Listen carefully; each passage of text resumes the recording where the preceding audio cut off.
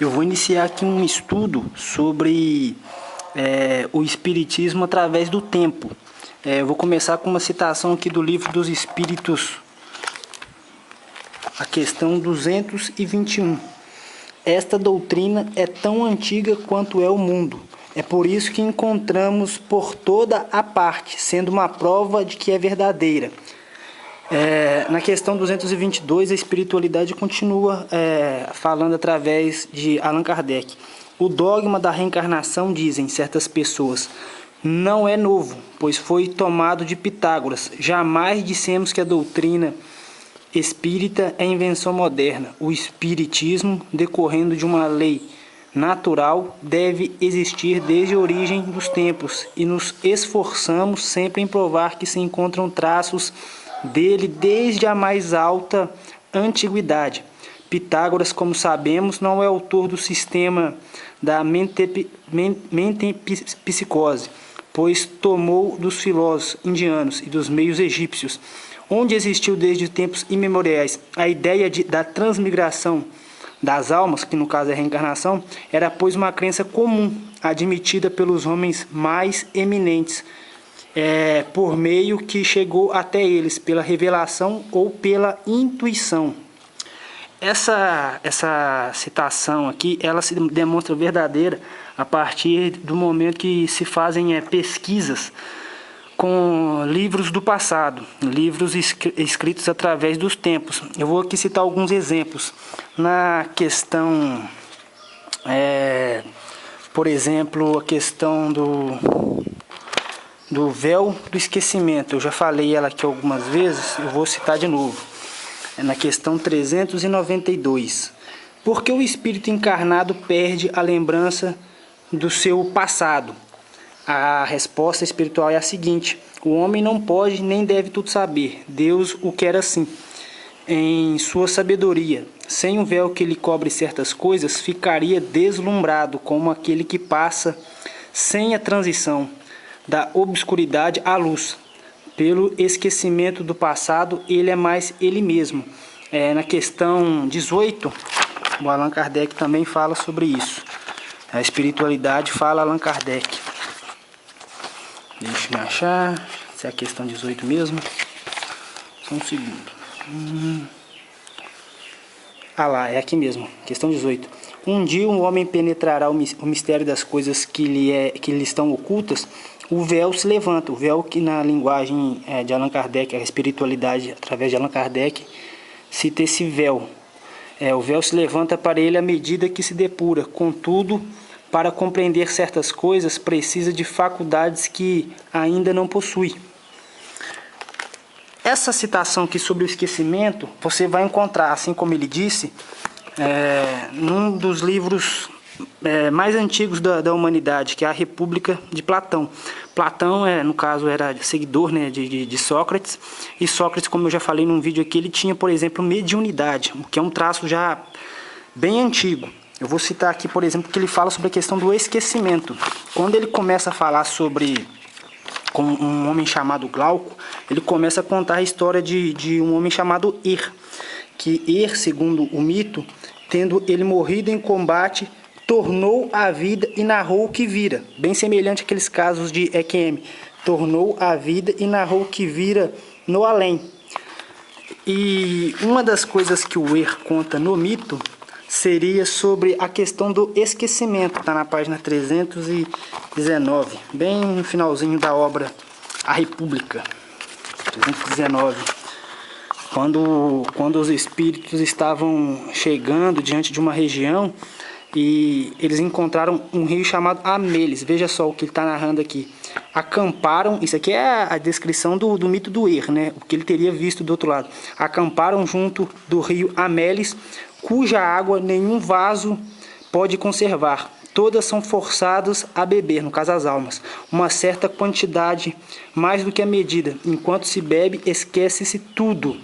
Depois que se foram deitar, deu a meia-noite. De repente as almas partiram dali. Er, porém, foi impedido de beber, porque Er, no caso, não iria morrer de fato, ele iria retornar à vida. Mas o fato que eu acho interessante é isso. Ele cita aqui a questão da bebida do esquecimento, enquanto Allan Kardec citou o véu do esquecimento. Só que Allan Kardec citou isso séculos depois. Esse livro aqui é dos anos 300 antes de Cristo. É bem antigo. Um outro livro que eu quero citar é sobre Irineu de Lyon, que foi um cristão do segundo século ali pro terceiro depois de Cristo, e ele também fala sobre a transmigração das almas, só que ele não acreditava, mas demonstra que era uma doutrina antiga. Refutamos a transmigração das almas de corpo em corpo, pelo fato delas não se lembrarem de nada do passado.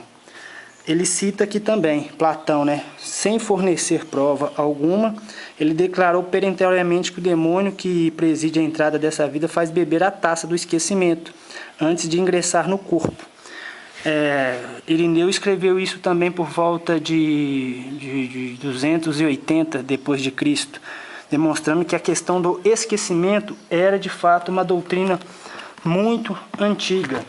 Outro parâmetro que eu encontrei foi a evocação dos mortos, que os espíritas geralmente têm essa, por exemplo, a mediunidade do Chico Xavier foi muito, para quem pesquisa um pouco da vida pessoal dele, é uma coisa que realmente chama atenção, esse contato com os mortos, e a gente vê que isso é antigo. Uma das citações mais antigas que eu encontrei foi 2 Samuel 28, na Bíblia, quando fala daquela necromante, que... Deixa eu ver se eu consigo encontrar rápido o texto aqui na minha Bíblia. Só que ele também não olha com bons olhos, A gente sabe que a Bíblia não dá muita base para isso. Mas a questão aqui é olhar o ponto de vista histórico. Samuel está aqui. 2 Samuel 28.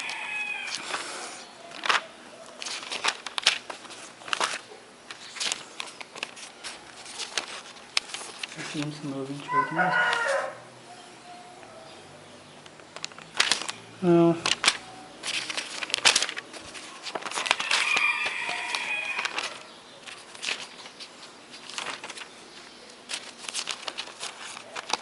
Primeiro Samuel.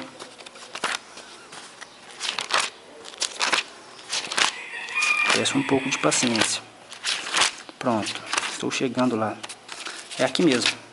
Quando Saul visita a casa da necromante, é o versículo 7 até o versículo 25, porque aqui ele narra que a mulher evoca Samuel, e a mulher, tendo visto Samuel, soltou um grande grito: por que me enganastes? A mulher conversando com Samuel: vejo um Deus que sobe da terra. Essa citação aqui gera muito debate entre os evangélicos, mas aqui a citação que eu peguei do Antigo Testamento é só para demonstrar que é uma doutrina antiga essa de consulta dos mortos. Isso bem antes do período de Jesus. E também outra obra que cita isso é Justino de Roma. Justino de Roma foi um cristão que deu a vida por Jesus, e na época dele também existia essa questão da necromancia, a consulta dos mortos.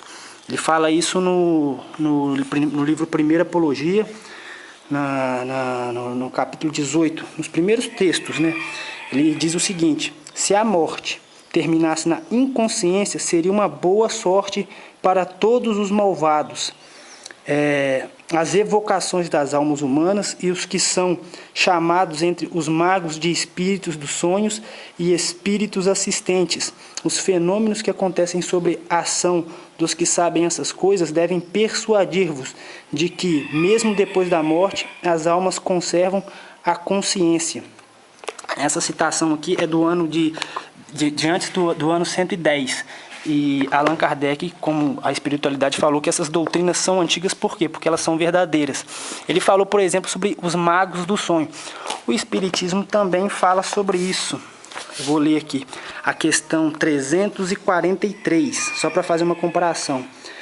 Os espíritos amigos que nos seguem durante a vida são algumas vezes aqueles que vemos em sonho, os quais nos testemunham a afeição e que se nos apresentam sob aparências desconhecidas, A resposta espiritual é a seguinte: muito frequentemente são eles. Vem vos visitar como ides visitar um encarcerado. A questão 343 do Livro dos Espíritos. Essa questão do sonho, eu acho ela interessante também, porque ela se encontra em alguns textos antigos que eu encontrei. Um deles é o livro apócrifo Atos de Tomé. Tomé, em uma das regiões que ele pregou na Índia, ele foi indicado pelo próprio Jesus durante o sonho. Ele sonhou com Cristo e Cristo o visitou durante o sonho. Por exemplo, aqui, ó.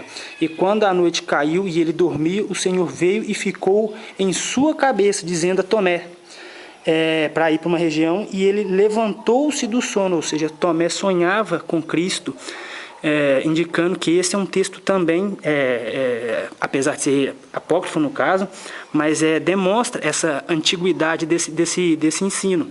E para finalizar esse estudo, eu gostaria de citar aqui também uma outra obra, A Vida dos 12 Césares, porque a maioria dos imperadores romanos, essa obra foi escrita por Suetônio, ali nos primeiros séculos do cristianismo, também é muito antiga. E quase todos os imperadores tiveram sonhos com sua morte, presságios. E o que eu vou narrar aqui é de Júlio César. Veja só o que fala aqui. Suetônio escreveu sobre Júlio César. Na noite anterior ao dia do seu assassinato, porque Júlio César foi assassinado, durante o sono sentiu que ora voava por sobre as nuvens, ora apertava a mão de Júpiter. Calpurnia, sua mulher, sonhou também que a cameira da casa caía e que seu marido estava trespassado por golpes no peito. Foi a forma que ele morreu, e até a esposa dele sonhou com a morte do Júlio César, o imperador romano, antes mesmo dela ter acontecido. E isto, mais uma vez, reforça essa questão da doutrina espírita, que eu achei por si muito verdadeira. No caso, quando eles falam aqui, isso aí demonstra de forma bem lógica que é uma doutrina verdadeira.